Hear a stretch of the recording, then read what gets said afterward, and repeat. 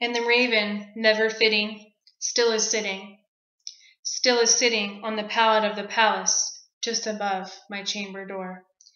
And his eyes of all seeming, of a demon that is dreaming, and the lamplight over him streaming, throws his shadow on the floor. And my soul from out that shadow, that lies floating on the floor, shall be lifted nevermore. During the Romantic era in the 1800s, the rich and social norms and ideas about cultures and society were challenged by artists in literature and poetry as well as in the visual arts. The poem about a mocking raven was one of these breakthroughs. There were two sides to this story. One side where the raven was sent from the earth below to haunt the man because he killed his wife Lenore. And the other story is that the man was just at the wrong place at the wrong time, and the raven decided to mock him anyway. See which side you choose.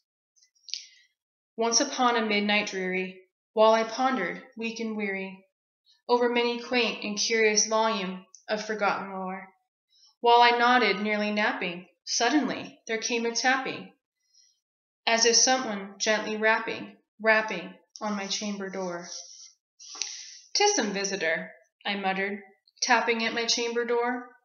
"Only this, and nothing more."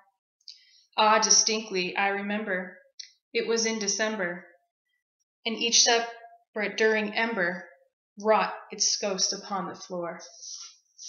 Eagerly I wished the morrow, vainly sought to borrow from my books secrets of sorrow for the lost Lenore.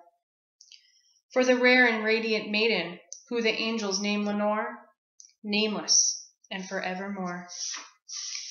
And the sulken, sad, uncertain rustling of each purple curtain thrilled me, filled me with a fantastic terror never felt before, so that now, to still beating of my heart, I stood repeating, "'Tis some visitor in entering entrance at my chamber door. That is it, and nothing more." But the fact is I was napping, and so gently you came rapping, and so faintly you came tapping at my chamber door. Here I opened the door, darkness there and nothing more. Deep into the darkness peering, long I stood there, wondering, fearing, doubting, dreaming dreams no mortal ever dared to dream before.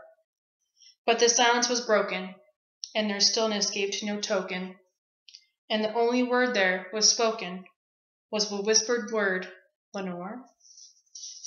This I whispered, and an echo murmured back the word, "Lenore?" Merely this, and nothing more. Back to the chamber, turning, all my soul within me burning.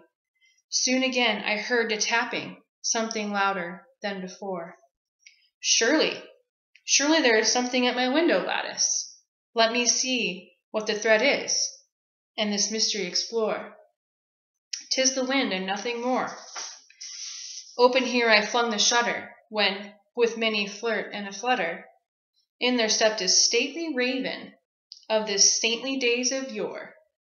Not the least obeisance made he, not a minute stopped or stayed he, but with the mien of lord or lady, perched above my chamber door. Perched and sat, and nothing more. Then this bird beguiled my sad face into smiling, by the grave and stern decorum of the countenance it wore.